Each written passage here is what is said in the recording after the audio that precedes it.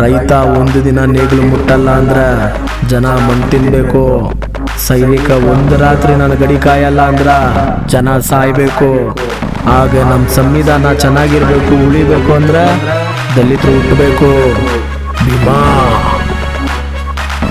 ಬುದ್ಧಿ ಸಂವಿಧಾನವನ್ನು ದುರುಪಯೋಗಪಡಿಸಿಕೊಂಡವರ ಎಂದು ನನ್ನ ಅರಿವಿಗೆ ಬಂದ್ರ ಅದನ್ನ ಸುಡುವ ಮೊದಲ ವ್ಯಕ್ತಿ ನಾನಾಗಿರುತ್ತೀನಿ ಅಂತ ಹೇಳವರ ನಮ್ದು ಯಾರು?